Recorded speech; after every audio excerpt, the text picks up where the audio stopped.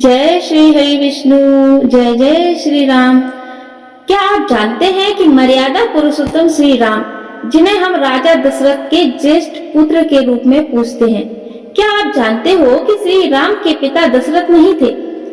जानिए कौन थे पुरुषोत्तम राम के असली पिता। और उनके जन्म के पीछे एक ऐसा सत्य छिपा है जो लाखों वर्षों से इतिहास की परतों में दबा हुआ है।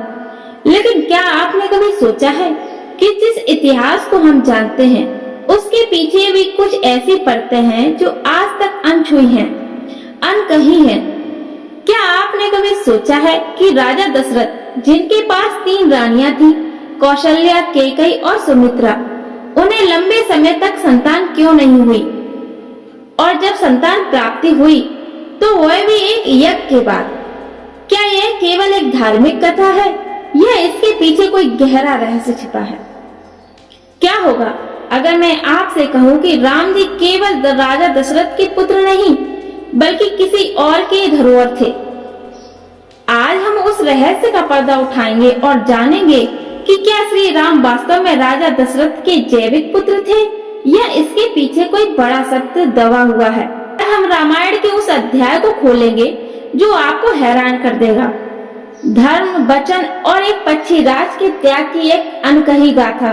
अंत तक जरूर देखिए, क्योंकि आज हम उस सत्य की ओर बढ़ेंगे जो आपके रोंगटे खड़े कर देगा और इसका सत्य आपकी सोच से कहीं अधिक गहरा है। तो दोस्तों, साथ ही हम श्री राम के उन 3 अनमोल सीखों को भी जानेंगे जो हर मनुष्य के जीवन को सुखमय और सार्थक बना सकती है। तो इस कथा को पूरे भक्तिभाव और ध्यान से सुने, क्योंकि रामायण की एक कहानी आपके हृदय को छू लेगी। दोस्तों, रामायण में स्पष्ट रूप से कहा गया है कि कोई भी कथा अधूरी छोड़ना पाप के समान है। इसलिए इस कथा को अंत तक सुने।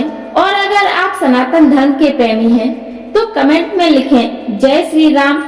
तो चलिए अब इस रहस्यमय कथा की शुरुआत करते हैं। तो प्रेम से बोलिए जय श्री राम, हर हर महादेव। मित्रों, रामायण की गाथा हम सब ने सुनी है। मर्यादा पुरुषोत्तम श्री राम का नाम लेते ही मन श्रद्धा से भर जाता है। राजा दशरथ चक्रवर्ती सम्राट, जिनके पास 3 रानियां थीं, अपार धन था लेकिन आंगन सूना था। क्या वह केवल एक प्राकृतिक कारण था या इसके पीछे शनिदेव की वो टेढ़ी दृष्टि थी जिसने दशरथ के भाग्य को ही बदल दिया? आज की इस विशेष कथा में हम केवल राम के जन्म की बात नहीं करेंगे बल्कि उस गुमनाम वचन की बात करेंगे जो राजा दशरथ ने एक पक्षी राज को दिया था।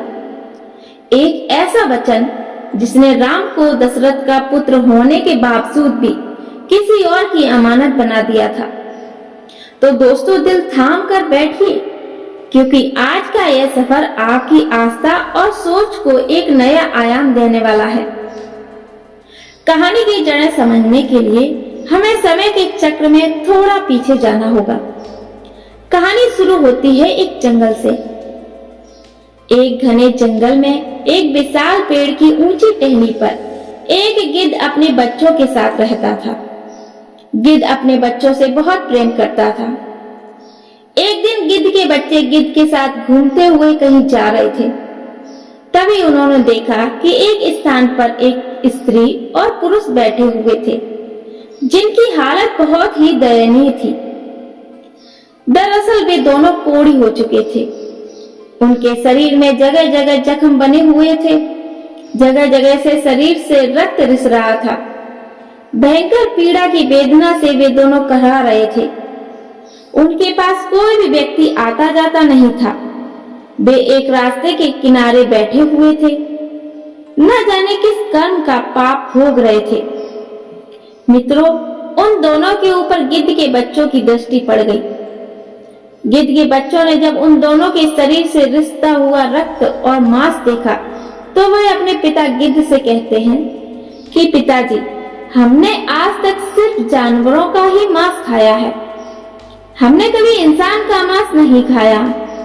हमारी इच्छा है कि आज हमें इंसान का मांस खिलाएं। सामने घायल अवस्था में 2 स्त्री पुरुष नजर आ रहे हैं। आप हमें इन्हीं का मांस खाने की आज्ञा दें। अपने बच्चों की बात सुनकर गिद्ध कहता है कि बच्चों, ईश्वर ने हमारे लिए जो भोजन बनाया है वही ठीक है। ज्यादा लालच नहीं करना चाहिए।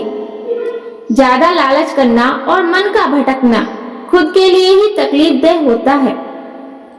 आजकल इंसान का मांस बहुत दूषित हो चुका है। वह किसी के खाने योग्य नहीं रह गया। इंसान इतना नीचे गिर गया है कि उसके कर्म देखकर बड़ी लज्जा आती है। धर्म कर्म की समझ रखने वाला वह इंसान इतना नीचे गिर जाएगा, हमने कभी नहीं सोचा था। गिद्ध बोला, हे बच्चों, आजकल भूखे रह लेना, पर इंसान के मांस को खाना कभी मत सोचना। गिद्ध के बच्चों ने पूछा, पिताजी, ऐसी क्या बात है जो इंसान का मांस हम नहीं खा सकते? तब गिद्ध कहता है कि बच्चों, मैं तुम्हें एक कहानी सुनाता हूँ। यह कहानी इन्हीं दोनों स्त्री पुरुषों की है जिनका मांस खाने के लिए तुम ललायत हुए जा रहे हो। यदि तुम इनके कर्म जान लोगे तो कभी इंसान का मांस खाने की जिद नहीं करोगे। तब गिद्ध के बच्चे कहते हैं, हाँ पिताजी, आप हमें वह कहानी जरूर सुनाएं। आखिर हम भी तो जाने कि इंसान का मांस आखिर क्यों नहीं खा सकते। आपकी कहानी हम मन लगाकर सुनेंगे। कृपया पिताजी हमें जरूर सुनाएं। तब गिद्ध वहीं पर एक पेड़ पर बैठ जाता है और अपने बच्चों को कहानी सुनाने लगता है। वह कहता है कि बच्चों, यह कहानी इन्हीं दोनों स्त्री पुरुषों की है जो नीचे कोड़ी के रूप में बैठे हुए हैं। इससे पहले ये दोनों एक राज्य के राजा विक्रमादित्य और रानी हुआ करते थे। इस पुरुष की इससे पहले एक पत्नी थी जो ईश्वर को प्यारी हो गई। राजा विक्रमादित्य और रानी के बीच बहुत ही अटूट प्रेम था। राजा विक्रमादित्य अपनी पहली वाली रानी से बहुत प्रेम करता था। राजा विक्रमादित्य के राज्य में चारों तरफ खुशहाली थी। प्रजा भी अपने राजा विक्रमादित्य का बहुत सम्मान करती थी। राजा विक्रमादित्य भी अपनी प्रजा की भलाई के लिए काम करता था। किसी तरह का प्रजा में कोई दुख ही नहीं था। इस प्रकार राज्यकार्य करते हुए राजा विक्रमादित्य का समय बड़े आनंद से बीत रहा था। दोस्तों, कुछ समय बाद रानी ने एक कन्या को जन्म दिया, लेकिन दुर्भाग्य से बेटी को जन्म देकर वह महारानी स्वर्ग सिधार गई। राजा विक्रमादित्य को इस बात से बहुत सदमा लगा। राजा विक्रमादित्य के मन में यह बात बैठ गई कि मेरी जो बेटी हुई है, इसी बेटी के कारण मेरी प्राण प्रिय रानी की मौत हुई है। क्योंकि राजा विक्रमादित्य रानी को बहुत चाहता था। रानी का गम राजा विक्रमादित्य से बर्दाश्त ही नहीं हुआ। इसी गम के चलते राजा विक्रमादित्य की हालत बिल्कुल पागलों जैसी हो गई थी। उसने यह बात अपने दिलो दिमाग में बैठा ली थी कि मेरी बेटी के कारण ही मेरी पत्नी की मृत्यु हुई है। अब तो वह अपनी बेटी को बिल्कुल भी प्यार नहीं करता था, ना ही उसकी तरफ देखता था। मन ही मन वह उसे नफरत करने लगा। वह हमेशा कहता था, मेरे घर में यह बेटी नहीं, यह कुलच्छनी आई है। इसी के कारण मेरी रानी की मौत हुई है। राजा विक्रमादित्य को सबने बहुत समझाया कि देखो, जो होना था वो हो गया, अब क्यों बेटी से नफरत करते हो। परंतु राजा विक्रमादित्य के समझ में कुछ नहीं आ रहा था। मित्रों, आपको बता दूं कि रानी बड़ी ही धार्मिक प्रवृत्ति की थी। वह भगवान की बहुत पूजा पाठ करती थी। उधर राजा विक्रमादित्य ने अपनी बेटी को ही रानी की मौत का जिम्मेदार मान लिया था और वह अपनी बेटी से मन ही मन बहुत नफरत भी करने लगा था। धीरे धीरे राजा विक्रमादित्य सदमे में और ज्यादा पहुंच गया। अब तो उसका राजकाज में भी मन नहीं लगता था और ना ही वह प्रजा की भलाई के बारे में सोचता था। राजा विक्रमादित्य की ऐसी हालत देखकर राजा विक्रमादित्य के सभी मंत्री, दरबारी और रिश्तेदारों को चिंता होने लगी कि अगर राजा विक्रमादित्य इस तरह रहेगा तो राज्य की प्रजा बहुत दुख भोगेगी। इस इतने बड़े राज्य का क्या होगा। राजा विक्रमादित्य की ऐसी हालत के बारे में जब पता चलेगा तो पड़ोसी देश के राजा विक्रमादित्य की पूरी मंशा से हमारे राज्य पर आक्रमण कर देंगे और हमारा राज्य बिल्कुल नष्ट भ्रष्ट हो जाएगा और इसकी तरक्की रुक जाएगी। सबने राजा विक्रमादित्य को मिलकर खूब समझाया, लेकिन राजा विक्रमादित्य के मन से रानी की यादें नहीं निकल रही थी। राजा विक्रमादित्य की अबोध बच्ची हमेशा रोती रहती थी, लेकिन राजा विक्रमादित्य उसे नजर भर के भी नहीं देखता था। दासियां ही उसे राजकुमारी का लालन पालन करती थीं। राजा विक्रमादित्य तो उसे कुलच्छनी कहता था और इसीलिए उसका नाम कुलच्छनी पड़ गया था। घर के रिश्तेदारों और मंत्रियों ने सलाह दी कि अगर ऐसा हुआ तो कैसे चलेगा। इसीलिए उन्होंने राजा विक्रमादित्य से दूसरा विवाह करने का प्रस्ताव रखा, जो राजा विक्रमादित्य को सही लगा, क्योंकि रानी का गम भुलाने के लिए यह जरूरी था और उस लड़की के लिए भी एक माँ की जरूरत थी। आखिर दासियां कब तक उसका पालन पोषण करती रहती। दोस्तों, इस प्रकार राजा विक्रमादित्य अपना दूसरा विवाह रचा लिया। अब घर में दूसरी माँ आ चुकी थी, लेकिन उस लड़की से जब उसका पिता ही प्रेम नहीं करता था तो वह दूसरी माँ क्या खाक करती। राजा विक्रमादित्य की दूसरी पत्नी भी उस लड़की से बहुत नफरत करने लगी थी। उसने कभी उस बच्ची को नहीं अपनाया। धीरे धीरे समय बीतने लगा। राजकुमारी अब 1 साल की हो गई थी और राजा विक्रमादित्य तो उसे देखता ही नहीं था। जब वह अपने आंगन में ठुमक ठुमक कर चलती थी, तब भी राजा विक्रमादित्य का मन नहीं पिघलता था। राजा विक्रमादित्य तो उसे नफरत की नजरों से ही देखता था। इसका फायदा दूसरी रानी भी खूब उठाती थी। धीरे धीरे राजा विक्रमादित्य की दूसरी पत्नी भी गर्भ धारण करती है। दोस्तों, समय के साथ उसने भी एक कन्या को जन्म दिया। अपनी बेटी और अपनी स्त्री को सकुशल देखकर राजा विक्रमादित्य बड़ा प्रसन्न हुआ। उसकी प्रसन्नता की वजह यह थी कि उसकी रानी बिल्कुल ठीक थी, इसीलिए वह अपनी कन्या को अच्छे लक्षणों वाली समझ रहा था। अब तो राजा विक्रमादित्य ने प्रजा में मिठाइयां बंटवाई और अच्छे से उस दूसरी राजकुमारी का नामकरण संस्कार करवाया। राजा विक्रमादित्य ने उसका नाम भैरवी रखा। इस तरह मित्रों, भैरवी और कुलच्छनी दोनों ही साथ साथ पलने लगी। धीरे धीरे समय बीतता रहा। राजा विक्रमादित्य रानी भैरवी को बहुत प्रेम करते थे, लेकिन जिसे वे कुलच्छनी मानते थे उसे फूटी आंख से भी नहीं देखते थे। समय अपनी गति से चलता रहा। धीरे धीरे राजकुमारी भैरवी को शिक्षा दिलाई गई। राजकुमारी की तरह उसके हर काम कराए गए, लेकिन कुलच्छनी को शिक्षा का भी प्रबंध नहीं किया गया। धीरे धीरे जब दोनों कन्याएं बड़ी हुई तो देखने में दोनों बराबर की लगती थी। दोनों में ज्यादा अंतर नहीं था, पर उनके पालन पोषण में राजा विक्रमादित्य और रानी की तरफ से बहुत अंतर था। भैरवी के जो कपड़े होते थे, अगर वे पुराने हो जाते थे तो उन्हीं कपड़ों को उतारकर कुलच्छनी को पहनने को दे दिया जाता था, क्योंकि मित्रों, जब पिता ही उसे प्रेम नहीं करता था तो दूसरा कौन देखने वाला था। बेचारी की माँ तो थी नहीं। धीरे धीरे दोनों लड़कियां सयानी हो रही थी। एक दिन रानी कहने लगी कि महाराज, लड़कियां बड़ी हो गई हैं, अब इनका विवाह हमें करना चाहिए।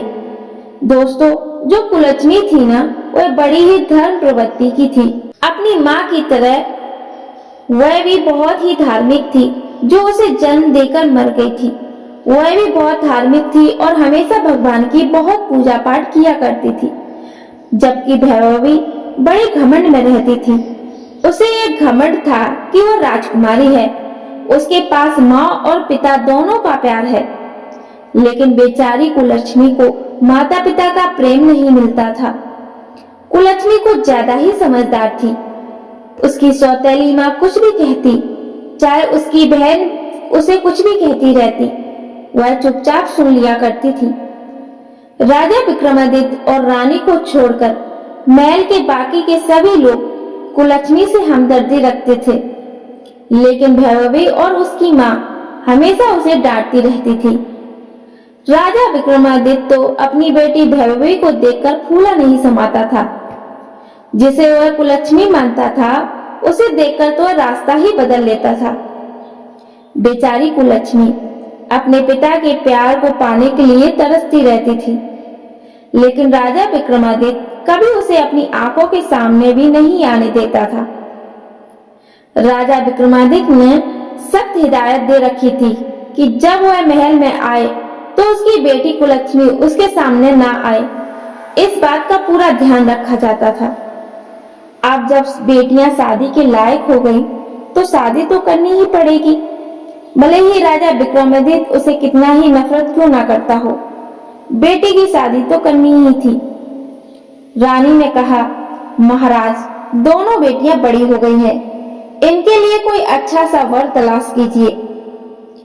राजा विक्रमादित्य कहने लगा, हाँ रानी, विवाह तो करना ही पड़ेगा और जितनी जल्दी हो जाए उतना ही अच्छा है।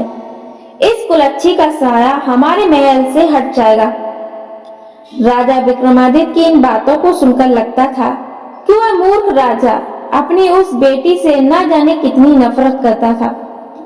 रानी तो फिर भी सौतेली थी, वह तो नफरत करती ही थी और घर के सारे काम उस कुलच्छनी से कराती थी। रानी हमेशा यही चाहती थी कि उसकी सौतेली बेटी हमेशा दुखी रहे, इसलिए उसने राजा विक्रमादित्य से कहा, महाराज, क्यों न पहले इस कुलच्छनी का विवाह करके इसे घर से हटा दिया जाए। हम अपनी बेटी का विवाह बाद में कर लेंगे। राजा विक्रमादित्य ने कहा, कोई बात नहीं, हम इसका विवाह पहले कर देते हैं। जैसी यह है वैसे ही इसके लिए लड़का देख लेते हैं। रानी कहने लगी, अरे राजा साहब, इसके लिए तो कोई अंधा भिखमंगा लड़का ही ठीक रहेगा। वह कहाँ राजमहलों के लायक है, जहां भी जाएगी वहां माँ का बेड़ा गर्क कर देगी। यह तो अपनी माँ को खा गई, वह भी ना जाने क्या क्या कर देगी वहां पर जाकर। इसके कारण हमें ना जाने क्या क्या सुनने को मिलेगा। इस पर राजा विक्रमादित्य ने कहा, रानी साहिबा, आप बिल्कुल ठीक कहती हो। राजा विक्रमादित्य ने तुरंत ही अपने महल में नाई और पंडित को बुलवाया और कहा कि कुलच्छनी के लिए एक अंधा, भिखमंगा और परिवार से दूर रहने वाला वर ढूंढ कर लाओ, जिसका कोई परिवार ना हो। राजा विक्रमादित्य की आज्ञा पाकर नाई और पंडित वर की तलाश में निकल पड़े। वे चलते चलते बहुत दूर एक गांव में जा पहुंचे, जहां मंदिर के बाहर उन्होंने एक बूढ़ी औरत को बैठे देखा। उसका एक बेटा था। माँ बेटा दोनों भीख मांग रहे थे। बेटा अंधा था और घर के नाम पर एक टूटी फूटी घास फूस की झोपड़ी पड़ी हुई थी। नाई और पंडित देखकर उससे बहुत खुश हो गए, क्योंकि कई दिनों से उन्हें वैसा वर नहीं मिल रहा था जैसा राजा विक्रमादित्य चाहता था। नाई और पंडित भिखारिन के पास गए और उससे कहा, माई, हम तेरे बेटे के लिए एक बहुत अच्छा रिश्ता लेकर आए हैं। यह सुनकर भिखारिन पहले तो हंसी और फिर कहने लगी, क्यों भैया, क्यों मुझ भिखारिन का मजाक उड़ा रहे हो? भला मेरे अंधे बेटे से कौन विवाह करेगा? तब नाई ने कहा, अरे नहीं, वास्तव में हम आपके बेटे के लिए एक बहुत अच्छा रिश्ता लेकर आए हैं, और वह भी राजमहल से। यह सुनकर भिखारिन को विश्वास ही नहीं हुआ, लेकिन जब उसे राजमहल से नाता जुड़ने की बात पता चली तो वह तुरंत राजी हो गई। नाई और पंडित उस भिखारिन के बेटे के साथ रिश्ता तय कर राजमहल लौट आए और राजा विक्रमादित्य को पूरी बात बताई। इसके बाद राजा विक्रमादित्य ने अपनी बेटी कुलच्छनी का विवाह उस अंधे भिखारी से करा दिया और दान दहेज के नाम पर भी उसे कुछ नहीं दिया। कुलच्छनी अपनी ससुराल पहुंची तो देखा कि वहां एक टूटी फूटी झोपड़ी थी, जहां बैठने के लिए भी सही जगह नहीं थी। वह भगवान से प्रार्थना करने लगी कि हे भगवान, यह मेरी कैसी परीक्षा है। मुझे पति भी मिला तो अंधा। अगर जीवन साथी ठीक होता तो हम दोनों मिलकर कुछ कर लेते। खैर, भगवान जो भी करते हैं अच्छा ही करते हैं। कुलच्छनी ने यह मान लिया कि उसका पति ही उसका परमेश्वर है और उसने अपने पति और सास की सेवा करना शुरू कर दिया। वह उनके लिए खाना बनाती और सबसे पहले उन्हें खिलाती, फिर खुद खाती। उसने अपने जीवन को भगवान की इच्छा मानकर स्वीकार कर लिया और ससुराल में बड़े प्रेम से रहने लगी। दूसरी तरफ जब काफी समय बीत गया तो रानी ने राजा विक्रमादित्य से कहा, महाराज, अब तो वह मनहूस लड़की हमारे घर से जा चुकी है। अब हमें उससे छुटकारा मिल चुका है। क्यों ना अब हम अपनी बेटी का किसी अच्छे राजघराने में विवाह कर दें। अब बिना विलंब किए राजा विक्रमादित्य ने नाई और पंडित को बुलाकर टीका की सामग्री लेकर किसी अच्छे राजकुमार की तलाश में भेज दिया। राजा विक्रमादित्य ने कहा, पुरोहित जी, हमारी इस बेटी के लिए एक अच्छा राजा का बेटा होना चाहिए, क्योंकि एक अच्छा राजकुमार हो जिसका बहुत बड़ा राज हो। राजा विक्रमादित्य के बताए अनुसार नाई और ब्राह्मण एक चक्रवर्ती राजा के यहाँ पहुंचे, क्योंकि राजकुमारी वैभवी देखने में बहुत सुंदर थी, इसलिए उन्होंने राजकुमार भी सुंदर ही तलाश किया। राजा का इकलौता बेटा था और वह एक चक्रवर्ती सम्राट बनने वाला था। नाई और पुरोहित ने बिना देर किए उस चक्रवर्ती राजा के बेटे को वैभवी का टीका चढ़ा दिया और सारी बात आकर राजा विक्रमादित्य को सुना दी। दोस्तों, राजा विक्रमादित्य वैभवी का विवाह बड़ी धूमधाम से कर दिया। हजारों हाथी घोड़े रथ दहेज दान में दिए और बड़े ही भव्य तरीके से अपनी बेटी की विदाई की। उधर वह बेटी, जिसे राजा विक्रमादित्य कुलच्छनी कहता था, वह बेचारी जैसे तैसे दिन काट रही थी। वैभवी एक राजा के घर में ब्याह कर गई थी, इसलिए वह रानी बनकर आनंद से अपना जीवन यापन करने लगी। उसे शुरू से ही अपने माँ बाप का प्यार मिला था और यहाँ भी उसे अच्छा पति और राजमहल के सारे सुख मिल गए थे। उधर कुलच्छनी अपने भिखारी पति के साथ उस झोपड़ी में रह रही थी। एक दिन कुलच्छनी अपनी सासू माँ से बोली, माँ जी, आप रोज रोज भीख मांग कर लाती हो। आपका भीख मांगना मुझे अच्छा नहीं लगता। इससे तो अच्छा है कि हम कोई काम कर लें और कमा कर खाएं। तब उसकी सास कहती है कि बहू, वैसे तो तेरे माँ बाप और लोग तुझे कुलच्छनी कहते हैं, लेकिन हमारे घर की तू लक्ष्मी है। तू जो बात कहेगी वह मैं मान लूंगी। भिखारी की बहू कहने लगी कि माँ जी, इन पैसों में से कुछ पैसे आप मुझे दे दीजिए। मैं इन पैसों से कुछ खरबूजे और तरबूज खरीद कर लाऊंगी, क्योंकि गर्मी का मौसम है और इस मौसम में खरबूजे और तरबूज खूब बिकते हैं। मैं इन्हें बेचने जाया करूंगी। आप रोज रोज भीख मांगने जाती हो, 10 लोग आपको ठुकराते हैं, कोई एक दो तरस खाकर कुछ दे भी देता है। मुझसे यह देखा नहीं जाता कि लोग आपका अपमान करें, इसलिए आज से आप घर पर रहो और मैं खरबूजे और तरबूज बेचने जाया करूंगी। सास ने कहा, नहीं नहीं बहू, तू भला कहाँ जाएगी। बहू ने कहा, माँ जी, आप चिंता मत करिए, मैं ये सब कुछ कर लूंगी। सास बोली, ठीक है। उसकी सास और पति ने भीख में जो पैसे इकट्ठे किए थे वह पैसे अपनी बहू के हाथ में रख देती है।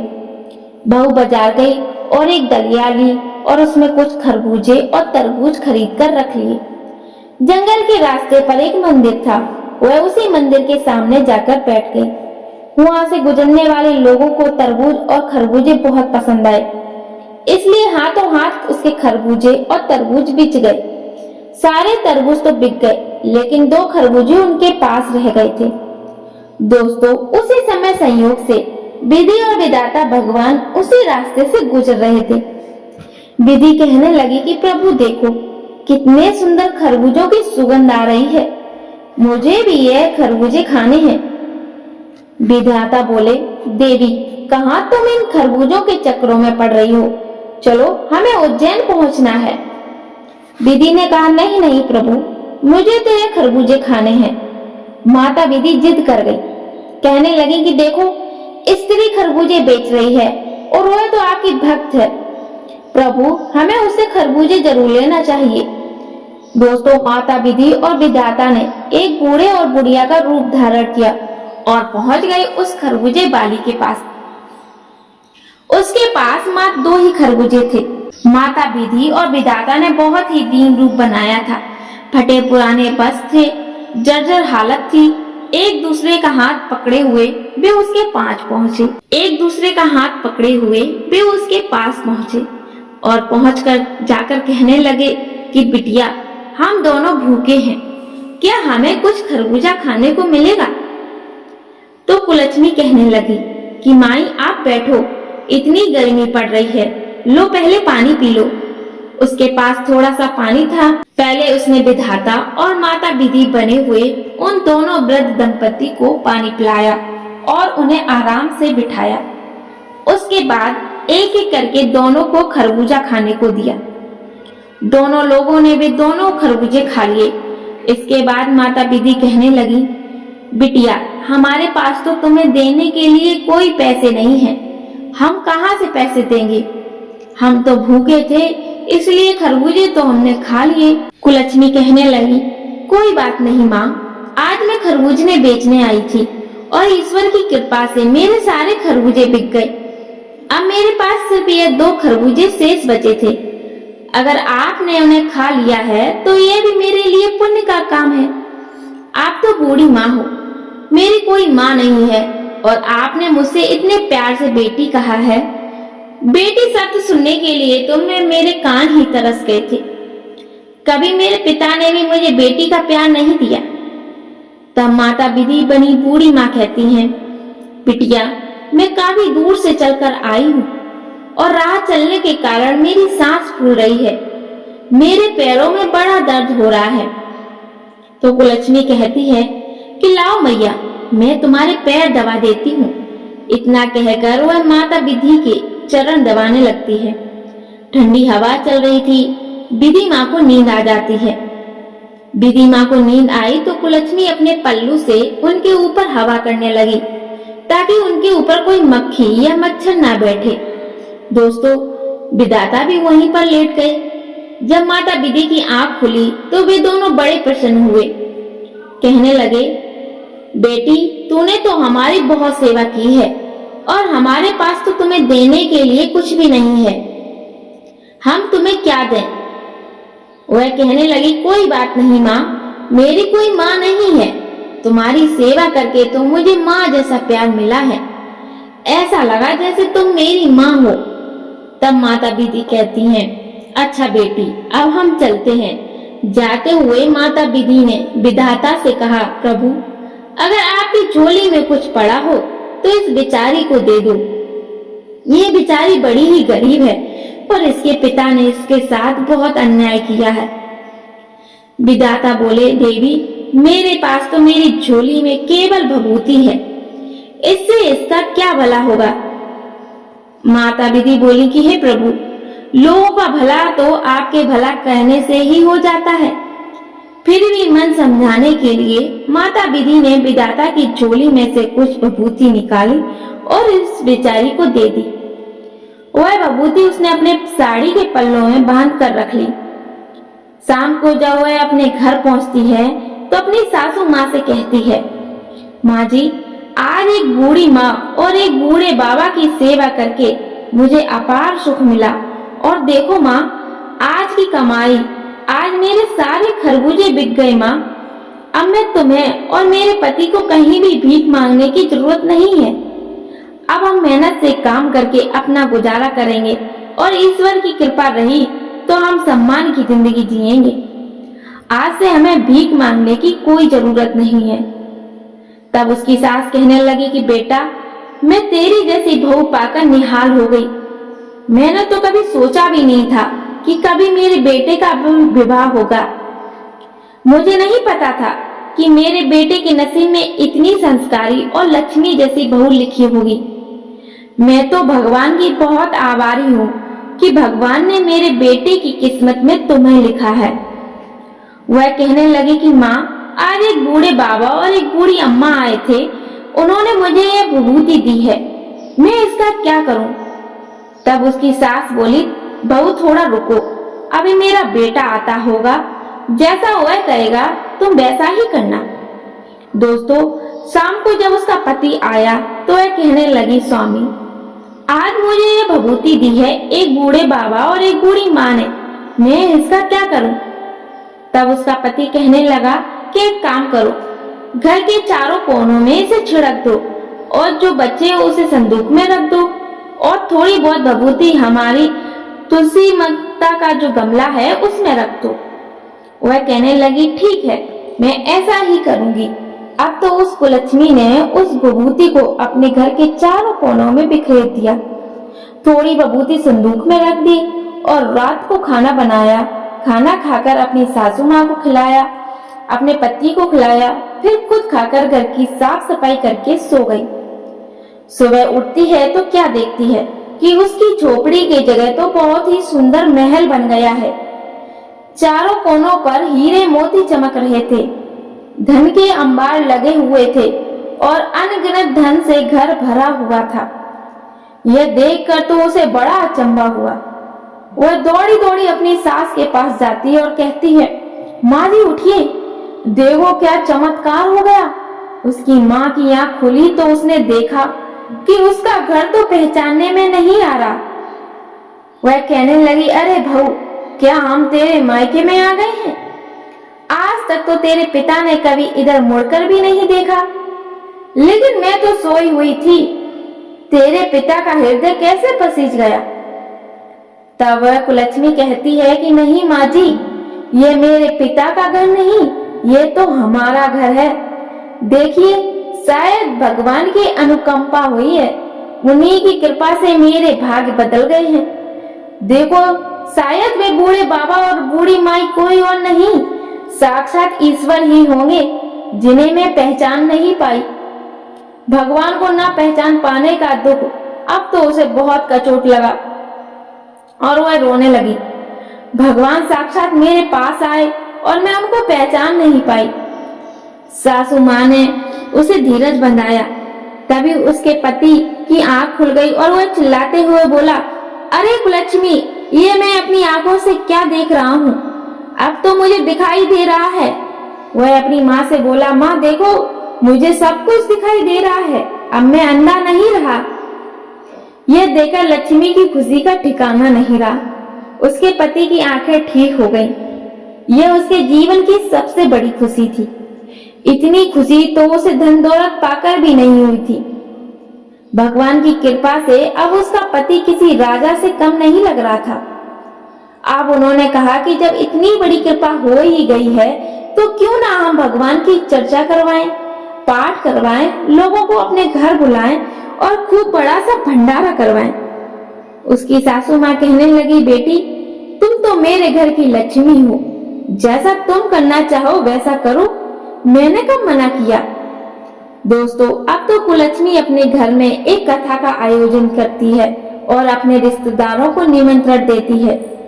सारे रिश्तेदारों में निमंत्रण बंटवाया, एक पत्र अपने मायके भी भिजवाया और एक चिट्ठी अपनी बहन भैरवी के घर भी भेजी। निमंत्रण पाकर लक्ष्मी का पिता और उसकी सौतेली माँ भी आए। वे आए तो थे, परंतु दोस्तों, उनकी हालत बहुत खराब हो गई थी। वे अपनी बेटी की हालत पर हंसने के लिए वहां गए थे, लेकिन वहां पहुंचकर उसके पिता का तो शर्म से सिर ही झुक गया। वह सोच रहा था, मैंने अपनी बेटी के साथ ऐसा किया, लेकिन उसका नसीब देखो, नसीब के आगे किसी की नहीं चलती। दोस्तों, मेरे चाहने से क्या होता है जब भगवान ने उसका नसीब स्वयं अपने हाथों से लिखा हो। उसके माता पिता को अब बड़ा अफसोस हो रहा था, क्योंकि जब लक्ष्मी और भैरवी की शादी हुई थी तब उसके पिता ने अपनी बेटी को कुछ भी नहीं दिया था और जानबूझकर एक अंधे भिखारी के साथ उसका विवाह किया था। इसी पाप के कारण उसका पिता और सौतेली माँ दोनों लोग कोढ़ी हो गए थे। बहुत उपचार करने के बाद भी वे ठीक नहीं हुए थे। उनका राजपाट अब धूमिल होता जा रहा था। प्रजा में राजा के प्रति रोष पैदा हो गया था, क्योंकि जब राजा ही राज करने वाला मजबूत ना हो तो राज तो गरीब हो ही जाएगा। उसके राज में घुसपैठ होने लगी थी। उसका पिता एकमात्र नाम का राजा रह गया था। दोस्तों, जब उसकी बहन भैरवी आई, और भैरवी तो पहले से ही घमंडी थी, वह पहले ही कुलक्ष्मी को बात बात पर ताने मारती थी। जब भैरवी आई तो उसने अपनी बहन की शान और शौकत देखकर उसकी आंखें फटी की फटी रह गईं। वह सोचने लगी कि मैं एक चक्रवात सम्राट की पत्नी हूँ और मेरे पास इतने बड़े राज्य का मालिक है, लेकिन यह महल और इसके सुख साधन तो मुझसे भी कहीं ज्यादा अधिक हैं। अपनी बहन का भैरवी देखकर वह बहुत बेचैन होने लगी और कहने लगी कि कुलक्ष्मी, तुझे ये कहाँ से मिला और कैसे मिला? तब कुलक्ष्मी ने सारी बातें अपनी बहन को बताई। भैरवी यह सुनकर और भी ज्यादा बौखला गई। भैरवी के मन में फिर से लालच आ गया। वह किसी भी कीमत पर अपनी बहन लक्ष्मी को नीचा दिखाना चाहती थी। वह तो चाहती ही थी कि लक्ष्मी उससे ऊपर कभी ना पहुंच पाए, लेकिन जिसे भगवान उठाना चाहते हैं उसे कौन रोक सकता है? ऊपर उठाने वाला तो ईश्वर है। किसको कब क्या देने क्या बना दे कोई नहीं जानता। भैरवी ने जब अपनी बहन से पूछा कि उसके समृद्ध होने का क्या कारण है, तब भोली कुलक्ष्मी ने पूरी बात उसे बता दी कि उसने एक बूढ़े और बूढ़ी माँ को खरबूजे खिलाए थे। उन्हीं के आशीर्वाद से यह सब हुआ। अपनी बहन से यह सब जानकर भैरवी राजमहल में जाकर अपने पति से कहा, देखो जी, मैं भी खरबूजे बेचने जाऊंगी। उसका पति कहने लगा, अरे भैरवी, तुम यहाँ ये कैसी बातें कर रही हो? हमारे राज्य में किसी प्रकार की कोई कमी नहीं है, और वह तो तेरी बहन इतनी गरीब थी। उसकी सच्ची श्रद्धा और भक्ति देखकर उस पर भगवान ने कृपा की है, तो तू क्यों जलन के मारे मरी जा रही है? तेरे पास किस चीज की कमी है? लेकिन भैरवी नहीं मानी। वह कहने लगी, नहीं जी, मुझे तो खरबूजे बेचने जाना है। तो पति कहने लगा, ठीक है, अगर मेरी बात नहीं मानती हो तो चली जा। दोस्तों, उसने एक डलिया में खरबूजे भर लिए और एक मंदिर के पास जाकर बैठकर बेचने लगी। संयोग से उस दिन भी माता विधि और विधाता उधर से आ रहे थे। खरबूजे बड़े ही ताजे ताजे थे। माता विधि बोली, प्रभु देखो, मुझे खरबूजे खाने हैं। गर्मी का मौसम है और यहाँ बड़े सुंदर सुंदर खरबूजे दिखाई दे रहे हैं। विधाता ने बहुत समझाया, लेकिन विधि जी नहीं मानी। उन्हें तो भैरवी के खरबूजे बहुत पसंद आ रहे थे। अब उन्होंने फिर से बूढ़े का भेष बनाया और एकदम से उसके पास पहुंच गए। उस दिन भैरवी का एक भी खरबूजा नहीं बिका था। माता विधि कहने लगी कि बिटिया, बहुत तेज भूख लगी है, गर्मी के मारे जान निकली जा रही है, बहुत प्यास भी लगी है, थोड़ा सा पानी पिला दो और हमें थोड़ा खरबूजा खाने को दे दो। तो भैरवी कहने लगी कि अरे हटो यहाँ से, वैसे भी सुबह से बोनी तक नहीं हुई है और कहाँ से भिखारी चले आए मांगने के लिए। अब विधि और विधाता एक दूसरे की तरफ देखकर मन ही मन मुस्कुरा उठे और वहीं बैठ गए। भैरवी डंडा उठाकर कहने लगी, हटो यहाँ से, तुम लोग कितने गंदे हो। मैं यहाँ खरबूजे बेचने आई हूँ। तुम्हें देखकर कोई मुझसे खरबूजे खरीदने भी नहीं आएगा। अभी तक मेरा एक भी खरबूजा नहीं बिका है, और जब भगवान आएंगे तो मैं उन्हें कैसे खरबूजा खिलाऊंगी। तुम लोग पीछे हटो। दोस्तों, भैरवी ने उन्हें एक भी खरबूजा नहीं दिया। सुबह से शाम हो गई, लेकिन विधि और विधाता वहां नहीं आए, तो वह उठकर चलने लगी और कहने लगी, अब मैं जा रही हूँ। जब भगवान साक्षात ही नहीं आए तो मैं यहाँ बैठकर भी क्या करूँगी। यह सुनकर वहाँ बैठी विधि बूढ़ी माँ कहने लगी कि हे प्रभु, इसे थोड़ी सी भभूति दे दीजिए।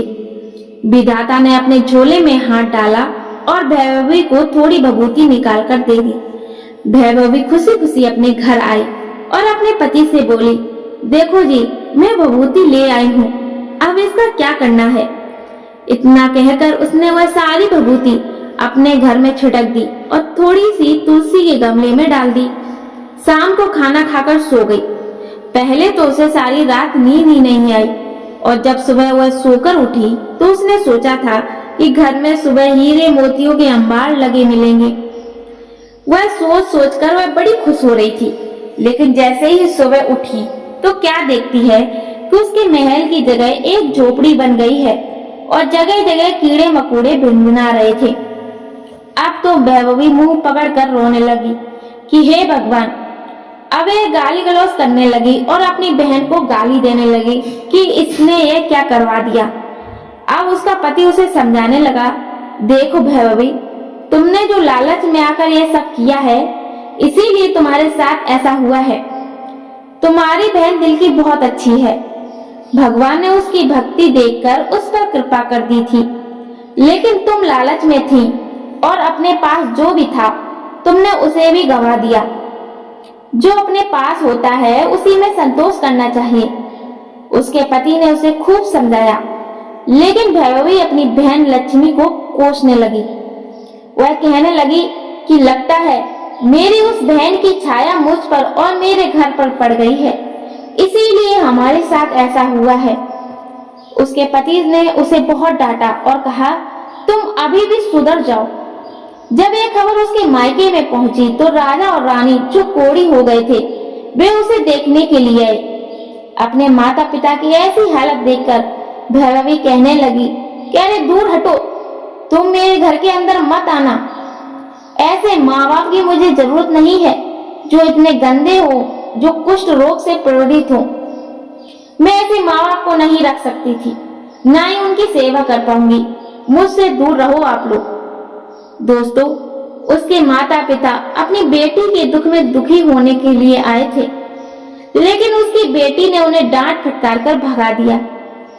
और जब यह बात कुलक्ष्मी को पता चली कि उसे के माता पिता दर दर के भिखारी हो गए हैं और उसकी बहन का सारा राजपाट नष्ट हो गया है, तो कुलक्ष्मी अपने पति के साथ उसे देखने के लिए उसके घर आई। उसे अपना आधा धन देकर अपनी बहन का राजपाट फिर से बसाया और अपने माता पिता को वहां से अपने साथ ले गई। परंतु वे दोनों कोढ़ी हो चुके थे। उनके पाप इतने प्रबल थे कि भगवान की प्रार्थना करने पर भी वे दोनों ठीक नहीं हो सकते थे।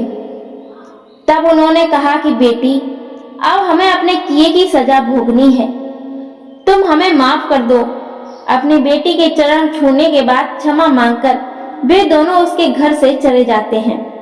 दोस्तों, और किसी एकांत स्थान पर बैठकर भगवान की प्रार्थना करते हैं और अपने कुकर्म की क्षमा मांगते हैं। दोस्तों, उनके शरीर से रक्त और मांस गल गल कर नीचे गिर रहा था। भगवान ने उन्हें उनके पापों की सजा दी थी। अपने पाप का फल भोगे बिना उनका किसी भी औषधि से इलाज होना संभव नहीं था, इसीलिए उन्हें एकांत स्थान पर ले जाकर छोड़ दिया गया था। अब उन्हें अपनी गलती का पूरा एहसास था। जिसे वे कुलक्ष्मी समझ रहे थे, वह तो साक्षात लक्ष्मी निकली और वे अपनी गलती के लिए ईश्वर से क्षमा याचना करते रहते थे। पर उनका पाप बहुत बड़ा था, इसीलिए उन्हें कोई आराम नहीं मिला। वे अपने कर्मों का फल उसी जिंदगी में बैठे बैठे भोग रहे थे। उधर दोस्तों, गिद्ध बोलता है कि बच्चों, ये दोनों स्त्री पुरुष वही हैं। अब बताओ कि क्या तुम अब भी उस इंसान का मांस खाना चाहोगे? उन दोनों की कहानी सुनकर गिद्ध के बच्चे कहने लगे कि पिताजी, हमें माफ कर दो, जो हमने ऐसे पापियों की खाने की बात की है। आज हमें पता चल गया है कि इंसान का मांस अब किसी के खाने योग्य नहीं रह गया। सबसे अधिक दूषित अगर कोई है तो वह इंसान है। इस प्रकार गिद्ध अपने बच्चों के साथ वहां से चला जाता है। दोस्तों, इस कहानी से हमें यह सीख मिलती है कि कर्म का दंड हमें जरूर भोगना पड़ता है। जो माता पिता अपनी सौतेली बेटी या बेटे के साथ बुरा व्यवहार करते हैं, उनके साथ ऐसा ही होता है। बुरे कर्म का फल बुरा ही होता है। दोस्तों, कथा अभी समाप्त नहीं हुई है, क्योंकि अब हम लौटते हैं राजा दशरथ की ओर और हम अब जानेंगे कि राजा दशरथ के पुत्र राम नहीं थे तो कौन थे। राजा दशरथ के असली पुत्र प्रियदर्शी, अयोध्या के महान राजा दशरथ, जिनका नाम यश और धर्म के साथ लिया जाता है, अपने समय के सबसे शक्तिशाली और धर्मनिष्ठ शासकों में से एक थे। उनकी 3 रानियां थीं, लेकिन लंबे समय तक उनके महल में संतान की किलकारी नहीं गूंजी। यह बात राजा दशरथ के हृदय को बहुत सताती थी। फिर एक दिन ऋषि वशिष्ठ के मार्गदर्शन में एक यज्ञ का आयोजन हुआ, जिसके फलस्वरूप 4 पुत्रों राम, लक्ष्मण, भरत और शत्रुघ्न का जन्म हुआ।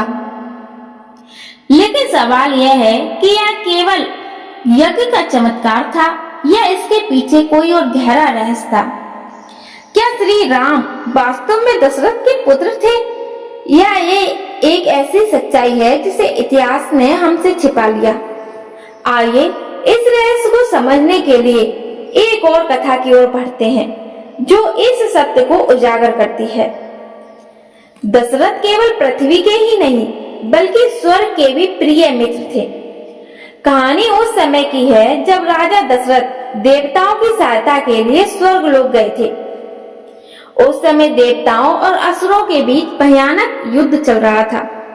जब असुरों ने देवताओं पर हमला किया तो दशरथ ने अपने अदम्य साहस और युद्ध कौशल के बल पर देवताओं के पक्ष में लड़े और अपनी वीरता से देवताओं को जीत दिलाई।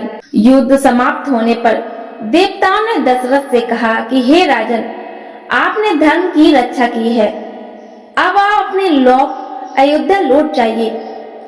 दशरथ ने देवताओं की आज्ञा मानी और पृथ्वी की ओर प्रस्थान किया। लेकिन रास्ते में कुछ ऐसा हुआ जिसने इस कथा को एक नया मोड़ दिया। अंतरिक्ष में यात्रा करते समय राजा दशरथ की नजर एक रहस्यमयी काले पुरुष पर पड़ी, जो उनकी ओर पीठ किए हुए खड़ा था। उसका तेज और आवाज असाधारण थी, लेकिन वह दशरथ की ओर मुंह करके नहीं खड़ा था। दशरथ, जो स्वभाव से न केवल वीर थे बल्कि जिज्ञासु भी थे, रुक गए और बोले, हे अनजान पुरुष, आप कौन हैं और मेरी ओर पीठ क्यों किए हुए हैं? क्या आप नहीं जानते कि मैं वही दशरथ हूँ जिसने देवताओं के लिए युद्ध लड़ा और उन्हें विजय दिलाई? उस काले पुरुष ने शांत स्वर में जवाब दिया कि हे राजन, मेरे बारे में जानने की जिद ना करें। आप अपने मार्ग पर चलते बने और अयोध्या लौट जाओ। मेरा परिचय आपके लिए जानना आवश्यक नहीं है। लेकिन दशरथ कहाँ मानने वाले थे। उन्होंने फिर से पूछा, आप मेरी ओर मुंह क्यों नहीं कर रहे हो? क्या मेरे साथ बात करने में कोई दोष है? उस पुरुष ने फिर समझाया कि हे दशरथ, आप धर्मनिष्ठ और पुण्य आत्मा हैं। मैं आपकी ओर इसलिए नहीं देख सकता क्योंकि मेरी दृष्टि अत्यंत भारी है। यदि मेरी नजर आप पर पड़ गई तो आपका अनर्थ हो जाएगा। कृपया मेरी बात माने और अपने पथ पर आगे बढ़ें। लेकिन दशरथ की जिज्ञासा और आग्रह कम नहीं हुआ। वे बोले, मुझे कोई भय नहीं है, आप अपना परिचय दें। मैं जानना चाहता हूँ कि आप कौन हैं। बार बार आग्रह करने पर उस पुरुष ने अंततः कहा कि हे राजन, मैं शनिदेव हूँ। मेरी दृष्टि इतनी प्रबल है कि यदि मैं आपकी ओर देखूं तो आपके जीवन में विपदा आ सकती है। आपका कल्याण मेरे लिए महत्वपूर्ण है, इसलिए मैं आपसे नजरें नहीं मिला रहा हूँ। कृपया आप आगे बढ़ें। दशरथ, जो युद्ध में असुरों को परास्त कर चुके थे, अब इस बात से और दृढ़ हो गए। उन्होंने कहा कि हे शनिदेव, मैं आपकी दृष्टि का सामना करने को तैयार हूँ। आप मेरी ओर देखें। यदि कुछ अनहोनी होती है तो उसकी जिम्मेदारी मेरी होगी। यह सुनकर शनिदेव ने बार बार मना किया, लेकिन दशरथ का आग्रह नहीं टूटा। अंततः शनिदेव ने अपनी दृष्टि दशरथ पर डाल दी। जैसे ही शनिदेव की दृष्टि दशरथ पर पड़ी, वे तत्काल अचेत हो गए और अपने रथ से अंतरिक्ष में नीचे गिरने लगे। उनकी स्थिति अत्यंत नाजुक हो गई थी और ऐसा लग रहा था कि उनका अंत निश्चित था। लेकिन तभी आकाश में विचरण कर रहे गिद्धराज जटायु की नजर उन पर पड़ी। जटायु, जो अपनी विशालता और शक्ति के लिए विख्यात थे, तुरंत दशरथ की ओर बढ़े और अपने मजबूत पंखों से उन्हें थाम लिया और धीरे धीरे उन्होंने दशरथ को सुरक्षित रूप से पृथ्वी पर उतारा। जब दशरथ को होश आया तो उन्होंने अपने सामने जटायु को देखा। भाव विभोर होकर वे बोले, हे गिद्धराज, आपने मेरे प्राण बचाए हैं, आप मेरे रक्षक हैं। मैं आपका यह उपकार कभी नहीं भूलूंगा। आप जो भी मांगोगे मैं आपको देने का वचन देता हूँ। जटायु ने विनम्रता से कहा कि हे राजन, मुझे ना धन चाहिए ना राज, मेरी केवल एक इच्छा है। यदि भविष्य में आपको संतान प्राप्त होती है तो आपका प्रथम पुत्र मुझे दे दें। दशरथ, जो उस समय जटायु के प्रति कृतज्ञता से भरे थे, तुरंत वचन दे दिया कि हे जटायु, यदि मुझे संतान हुई तो मेरा पहला पुत्र आपका होगा, ये मेरा वचन है। इसके बाद दशरथ अयोध्या लौट आए। समय बीता और यज्ञ के फलस्वरूप 4 पुत्रों का जन्म हुआ। जब श्री राम का जन्म हुआ तो दशरथ को अपना वचन याद आया।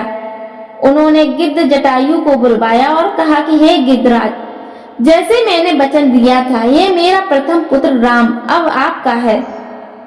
जटायु ने मुस्कुराते हुए कहा कि हे राजन, अभी समय नहीं आया, मैं अपने पुत्र को उचित समय पर ले लूंगा, तब तक आप राम का पालन पोषण करें। यह कहकर जटायु वहां से चले गए और दशरथ ने श्री राम को अपने पुत्र की तरह पालना शुरू किया। लेकिन उनके मन में यह बात हमेशा रही कि राम वास्तव में उनकी नहीं बल्कि जटायु की धरोहर है। अब प्रिय दर्शकों, आप सोच रहे होंगे कि यह केवल एक कथा है या इसके पीछे कोई सत्य है। आइए कुछ प्रमाणों के आधार पर इस रहस्य को और गहराई से समझते हैं। जब ऋषि विश्वामित्र को यह बात पता चली कि श्री राम का अवतार हो चुका है तो वे अयोध्या पहुँचे। उन्होंने दशरथ से कहा कि हे राजन, मुझे आपके प्रथम पुत्र राम की आवश्यकता है। उस समय दशरथ के 4 पुत्र थे, राम, लक्ष्मण, भद्र और शत्रुघ्न। लेकिन विश्वामित्र ने केवल राम को ही मांगा। यह सुनकर दशरथ व्याकुल हो उठे थे। तुलसीदास जी ने रामचरितमानस में लिखा है कि सब सुत मोहि प्राण की नाई, राम देख नहीं बनत गुसाई। अर्थात मेरे लिए सभी पुत्र प्राणों के समान हैं, लेकिन राम को देना मेरे लिए संभव नहीं।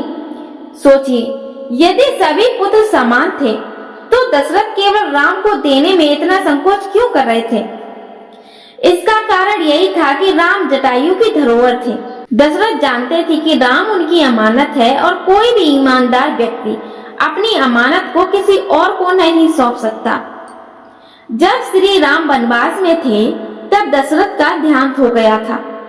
हिंदू परंपरा के अनुसार पिता का दाह संस्कार सबसे बड़े या सबसे छोटे पुत्र को करना चाहिए। उस समय राम वन में थे और सबसे छोटा पुत्र शत्रुघ्न अयोध्या में था, लेकिन दाह संस्कार शत्रुघ्न ने नहीं बल्कि भरत ने किया। इसका कारण क्या था? क्योंकि भरत वास्तव में दशरथ के सबसे बड़े जैविक पुत्र थे। राम जो जटायु के वचनबद्ध पुत्र थे, दशरथ की अमानत मात्र थे। जब वनवास के दौरान रावण द्वारा जटायु का वध हुआ था तो उनके अंतिम संस्कार का दायित्व श्री राम ने निभाया। राम ने जटायु को कंधा दिया और उन्हें मुखाग्नि दी। यह एक पुत्र का अपने पिता के प्रति कर्तव्य होता है। जटायु के कई पुत्र थे, लेकिन अंतिम संस्कार राम ने ही किया, क्योंकि राम जटायु के वचनबद्ध पुत्र थे। यह इस सत्य का सबसे बड़ा प्रमाण है कि राम वास्तव में जटायु के पुत्र थे, जिन्हें दशरथ ने केवल पाला था। अब जैसा कि हमने शुरू में वादा किया था कि आइए श्री राम की उन 3 सीखों को जानते हैं जो हर मनुष्य की जीवन को सार्थक बना सकती है। पहली सीख है धर्म का पालन करना।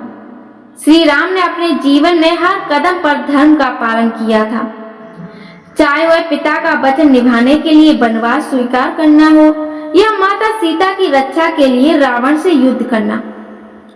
उनकी यह सीख हमें बताती है कि जीवन में कितनी भी कठिनाइयां आ जाएं, धर्म के मार्ग से कभी विचलित नहीं होना चाहिए। दूसरी सीख वचन की शक्ति। राम ने अपने जीवन में हर वचन को पूर्ण किया, चाहे वह दशरथ का कैकेयी को वचन दिया हो या फिर जटायु के प्रति उनका कर्तव्य। यह हमें सिखाता है कि एक बार जो वचन दे दिया उसे हर हाल में निभाना चाहिए। और तीसरी सीख है सेवा और त्याग। राम ने अपने जीवन में सदा दूसरों की सेवा और त्याग को प्राथमिकता दी है, चाहे वह सुग्रीव की मदद करना हो या जटायु के प्रति अपने कर्तव्य को पूरा करना। यह हमें सिखाता है कि जीवन में सच्चा सुख दूसरों की भलाई और त्याग में ही है। प्रिय दर्शकों, यह कथा हमें सिखाती है कि श्री राम जो मर्यादा पुरुषोत्तम कहलाए, न केवल दशरथ के पालित पुत्र थे बल्कि जटायु की धरोहर भी थे। दशरथ ने उन्हें अपने पुत्र की तरह पाला, लेकिन बचन के कारण राम जटायु के पुत्र थे। यह रहस्य हमें यह भी समझाता है कि सनातन धर्म में वचन और कर्तव्य का कितना महत्व है। इस पूरी महागाथा से हमें जो सबसे बड़ी सीख मिलती है वह है कर्म की प्रधानता।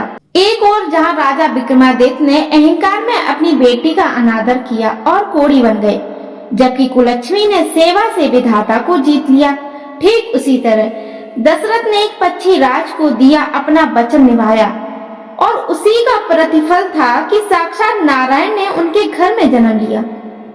आज के इस दौर में जहाँ रिश्ते स्वार्थ पर टिके हैं, रामायण की यह अनकही कथा हमें यह याद दिलाती है कि इन 3 नियमों को हमेशा याद रखना चाहिए। पहला है वचन की शक्ति।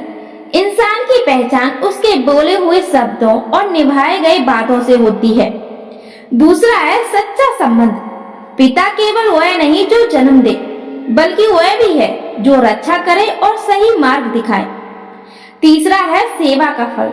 निस्वार्थ भाव से की गई सेवा कभी खाली नहीं जाती, वह देर सवेर ईश्वर के रूप में लौटकर जरूर आती है। तो प्रिय दर्शकों, श्री राम केवल एक राजा या अवतार नहीं थे, वे एक अनुभव थे, त्याग का, प्रेम का और मर्यादा का। उम्मीद है कि राजा दशरथ और जटायु के इस अद्भुत संबंध की यह कहानी आपके हृदय के किसी कोने को छू गई होगी। क्या आप अब भी मानते हैं कि खून के रिश्ते ही सबसे बड़े होते हैं, या फिर वचन और धर्म का रिश्ता उनसे भी ऊपर है? अपनी राय कमेंट में जरूर बताएं। तो मित्रों, आज हमने इतिहास के उन गलियारों की यात्रा की जहाँ सत्य और रहस्य का मिलन होता है। राजा दशरथ, पक्षीराज जटायु और मर्यादा पुरुषोत्तम श्री राम। यह गाथा केवल एक परिवार या एक युद्ध की नहीं, यह गाथा है वचन की। शास्त्रों में कहा गया है कि पुत्र वही है जो पिता का तर्पण करे। राम ने अयोध्या के वैभव को त्याग कर उस निर्जन वन में जटायु को अपनी गोद में सुलाया, उन्हें मुखाग्नि दी और वह सम्मान दिया जो केवल एक सगा पुत्र अपने पिता को दे सकता है।